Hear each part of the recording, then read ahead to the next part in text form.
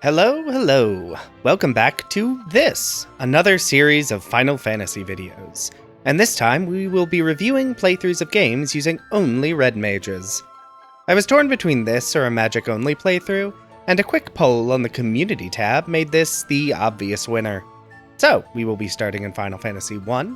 Red mages are intended to be the ultimate jack of all trades, possessing access to both an assortment of white and black magic, and having physical prowess exceeding a normal mage.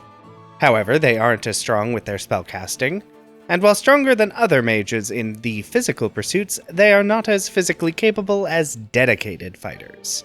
And how the different Final Fantasy games try to find the balance between these is, well, the next few videos on this channel. And starting with Final Fantasy I, and the first thing I need to do is get a few levels and a lot of gil. Like, a lot of gil. Red mages are, at least until the latter stages of the game, the most money-hungry class in the game, requiring both consistent magic upgrades and up-to-date equipment. But, that done, I head to face Garland, the first boss. And the first change from my Black Mages Only playthrough becomes apparent. I have buffing spells. Well, defensive buffing spells. By casting Protect, I can take less physical damage, which is very normal, and very boring, but I look forward to not getting one-shot all the time. It feels very good to be able to take any number of hits without dying in this game. That is not always the case. But with the first boss down and some cutscenes out of the way, it's time to head to Provoca, where I must once more do some XP and money grinding. This takes up a decent chunk of the first half of the game, but don't worry, I will be glossing over most of it. Fight some pirates to steal their boat. Protect means they can literally only deal 1 damage per attack, which is delightful. Also, unlike black mages, the wide variety of magic I have access to means I need to choose slightly different loadouts for each character. Everyone wants the important stuff like Cure, but Null Shock? Maybe only one person needs that. Then I head across the sea to the elven town whose name I do not remember, actually. Is it just Elfheim? I could check, but I won't. Which has so much magic to purchase. I am really confused by the intended progression curve in this game. Why do they give me access to 2nd, 3rd, and 4th level spells in a row with no bosses between them? Anyway, time for a cave. Run around, grabbing all the chests and items I can find, and second boss time. I start by casting Protect, which, doesn't really seem to do anything. I mean, yeah, the Pisco demons normally hit like trucks, but I would have expected Protect to do more. Second attempt, I try to mix Protect with Thundara immediately, which goes a lot better. Is Protect bad in this game? Pisco demons dead and party healed up, I can head over to Astos. I try to set up some null spells to reduce the elemental damage of his spells, and it does not go great. So, time to gain some more levels, because, yeah, that ain't gonna work. Okay, couple levels acquired. Let's see if this attempt goes a bit better. Astos casts Slow, which is unfortunate, but does mean I can set up null spells, and then lean into the best offensive method in this game. Cast Haste and Temper on physical attackers, which is made even easier because all my characters can cast Haste, Temper, and be physical attackers, and Astos goes down. Then it's errand time to unlock the next section. Most important is the Mystic Key, which I mostly ignored in Black Mages Only, but is more useful for Red Mages because the items you can get in Mystic Key chests are actually usable. All of these will get outshone before too long, but this at least gives a nice boost for now. Between the treasure chests and the random encounters, I can finally afford to complete my collection of level 3 and level 4 magic. Then do the usual explosion to collapse a continental shelf and clear the way for the next portion of the game. And Melmond has level 5 magic, including Curaga. We love being able to restore HP in combat with magic. Though Red Mages not getting access to the heal spells is a scam. But oh well, nothing I can do about that. Into the Earth Cave to run around picking up treasures, and fighting the just infinite number of monsters and chests. And next boss, Vampire. Same strategy as before, Protect, Haste, Attack. Mixed with one single Kira and the Vampire goes down. Not bad, but we'll see how red mages can stack up to the first proper boss in the game. But first, this ruby needs to be taken to a hungry golem. Bye, friend. And the earth rod. Completely boring diversion aside, it's back into the earth cavern for more treasures, and then our first true boss of the run. Lich. In Black Mages only, I just spammed Firaga to bring him down. Black Mage's high intelligence mixed with Lich's fire weakness made this fight very easy. With Red Mages only, though, I need to be a bit more strategic. Same as before, cast some protects on the party before hasting everyone. Then mix in attacks with healing, and a quick slow run to take off haste on Lich. I do try casting Firaga on Lich, and while it does more damage than a physical attack, it's not much more. It is then that I remembered that this game only cares about one attacker, and the best strat is to have one Red Mage attack while the others continue to cast Temper on them. Because most buffs in this game actually stack. This leads to continually growing damage numbers. Okay, that was mostly easy to handle. Would have been even easier if I hadn't wasted time buffing everyone and using Firaga. I just need to learn that only physical damage matters in Final Fantasy I. One Fiend down, and it's time for our next destination, Gulg Volcano, which again has a bunch of random treasures and monster checks. It's not really interesting, but it does get me all the XP I really ever need, and some shiny items. And it's already time for the second Fiend, Marilith. And I start by trying to get set up, but I also have to divide my attention with trying to cast Slowra. Marilith's physical attacks can nearly one-shot anyone in my party, so reducing their effectiveness is pretty important. But I do run out of spell slots before Slowra lands. And then she pivots to only casting offensive spells instead of killing me. Interesting. That gives me time to get my main red mage up and attacking before my party starts dropping. I actually managed to kill her without landing slow. Alright, I'll take it.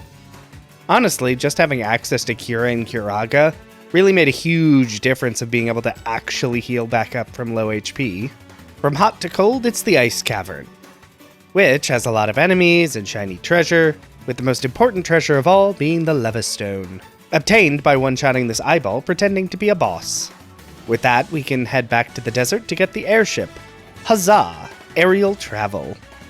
First destination is the Citadel of Trials to get the rat tail, and the ever-useful healing staff. This is very useful even in this run because red mages don't get the heal family of spells. It is a little less useful than it is in black mages only though, mostly because red mages have lower intelligence and higher HP. I'm not sure why these dragons have nothing but chests full of gil, but I guess it is on brand. And useful to me. And we have our normal chat with Bahamut, give him the rat tail, and now I have red wizards, which are basically identical to red mages, but with slightly better spell access. And yes, I know they're not technically red mages. No, I do not care. So I spent a while running around the world checking out what new spells I could get, and if any of them were worth picking up. I pick up Protera for defense, Invisira for defense, and Exit so I can leave dungeons. I can also pick up Blizzaga and Thundaga, but neither are super useful for dealing damage. Side quest completed, time to get back to the main mission. I buy a ferry and pick up some tonics in case I need them later. Drop the ferry off back at home to get the Oxy Ale, and then to Unrack to take the submarine down to the Sunken Shrine. Quick run through picking up items, and it's time for our third Fiend, Kraken. Immediately start the buffing process with Saber, Haste, Temper, and Protera. Now that I have this healing staff, my fourth team member can just spam that every turn to keep HP topped up. My first proper attack deals over 700 damage. My second deals over 1,000. My third attack ends the fight. Protera also does a lot of work in ensuring that Kraken's normally pretty strong physical attacks deal very little damage. It definitely helps that during the buffing phase, Kraken just kept using ink instead of actually attacking it anyway. Now we head back to Melman to learn Lufenian. Why does the scholar corner me in a graveyard to teach me a new language? This seems sketchy. Anyway, over to Lufenia to grab the chime and into the Mirage Tower. Plenty of nice items here, but nothing too exciting. Kill a dragon and it's time to warp. I forgot the warp cube. Alright, back outside the tower. Good thing I have exit. And it's time to fly over to... Wait, where is this cave? I should really know this. I've done this before. Many times. Oh, right, it's behind the waterfall. And grab the warp cube and a ribbon. Anytime we find a ribbon is great. Back to the Mirage Tower and up to the Flying Fortress. Why do I still have leather caps equipped? Are there just no helmets in this game? What were they thinking? I wish red mages could equip better shields. Ooh, another ribbon? Adamantite? I forgot that was here. I should check and see if that is at all useful in this run. I would assume not. And we're already at the 4th Fiend, Tiamat. No time for messing about. Gotta start getting buffed with defense and offense. And oof, her first attack is devastating. 1 red mage down after 2 rounds. Let's just give that another try. Okay, new plan. Tiamat's magic is very strong, but always deals elemental damage. I decide to go ahead and cast some null elemental spells, forgetting that most of my party already has ribbons equipped. Well, at least now all my characters resist her attacks. Now I start buffing, with 2 mages dedicated to heal items. But I'm really feeling that lack of intelligence. That's about 20 points less healing than black mages could pull off. I lose 2 more mages, and then my party wipes. Okay, so defense didn't work, and offense didn't really work. Let's try Healing Turtle? Just spam healing items with 3 casters while the remaining cast null spells? Yeah, that's not really an improvement. Okay, let's try using Giant's Tonics. These increase a character's max HP by 200. Not really the best, because they don't restore that HP, and Curaga is not very strong when cast by my red mages. But it does give my characters a bit more wiggle room in this fight. I mean, other than the red mage who doesn't have a ribbon, who is dead. Then the fight becomes a careful balance of healing up with 2 mages, while the third continues to buff their own attack. And now I only have 2 mages. Oh, but that was a chunky hit. I get some healing off and get another attack, also for big damage, and manage to win the fight. Okay, so that was close. Really didn't expect Tiamat to prove so devastating to my red mages, but that is the last fiend, and all that remains is chaos. But first, I have to get through the Chaos Shrine boss rush. First up is Lich. I start by setting up Rotera and Nullblaze, while 2 red mages are dedicated to healing. Then do the usual Saber, Haste, Temper. Flare from Lich is devastating. And because it is non-elemental damage, there is nothing I can do to reduce the damage. And he cast it again before I can heal. Okay, so that tells me I am too low a level. Time for just a little bit of grinding.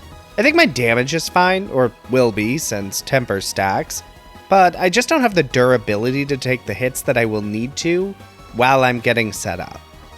And having my speed higher will also help outspeed the bosses a little more consistently. Couple levels acquired, and it's back into the fight with Lich. Flare is still going to deal too much damage for me to survive, so there is no point in playing defensively.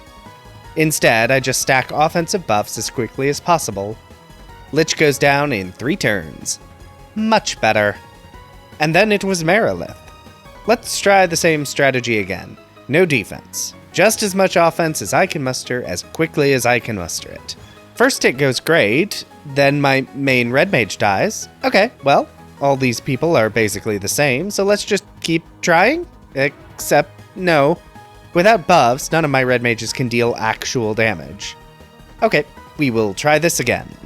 Maybe defense is better for this fight than it was against Lich? Invisira, Protera, and Nullblaze turn 1, then start to set up my offensive suite. Marilith still hits like a truck through my defenses, but not all the time. I always forget how swingy physical damage can be in this game. Once set up, I can spam Temper, Healing, and attacks, and the fight ends in my favor this time, despite Marilith's big damage. Kraken time! With the difference in the Marilith and Lich fight, I really don't know what to do here. I decide to err on the defensive side. Kraken hits hard, but also can waste turns with ink. And with Invisira and Protera, its single target damage is only really scary if it targets the same ally 2 turns in a row. It takes longer to get set up than I'd like, and Kraken's physical attacks are still no joke, but by dropping in the occasional Curaga, I can keep my lead alive long enough to take down Kraken with a few powered-up hits. On the way to the final Fiend, I pick up Masamoon. It's not as big a boost to damage as it was in Black Mages only, but it's still a pretty big upgrade. Tiamat can flatten my party, so I decide to err on the side of caution and set up Protera and Null spells. Then start healing with items and getting my offensive buffs loaded up. Masamoon's increased default base attack means more damage off the bat and less setup to survive through. And my main red mage still drops. Revive with the Phoenix down, but no, Tiamat decides to use Blizzaga.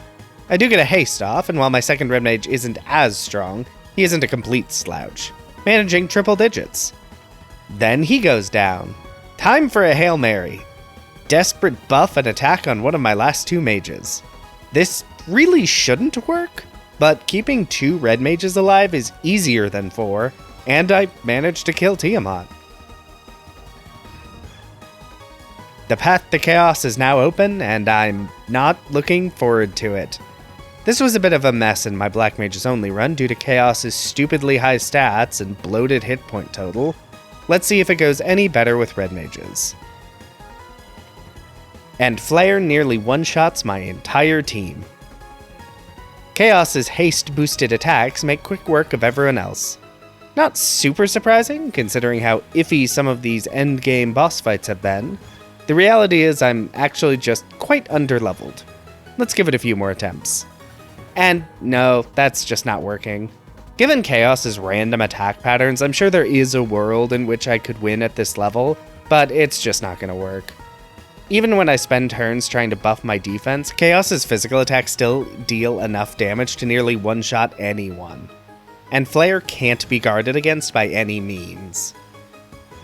So it's time to do some grinding. I'm level 33 now, so I'll just do what I did with Black Mages. Fight random enemies to get a few levels, try Chaos again, repeat as needed. At level 40, I hop back in the fight. As before, I'm hoping I can use defensive buffs to reduce the damage Chaos's attacks deal. Protera stacks like everything else, so I cast that and Invisira, and it might do something. Honestly, it is really hard to tell if Chaos is dealing less damage. He still deals almost a full hit bar worth of health with a single attack. And while I do get up to the 3000 damage range with my attacks, it's just not enough to win. Try for a full offensive strategy, and nope, that also goes bad. I remember to switch my main fighter down to a lower slot to reduce the number of times he gets hit. Doesn't really help though.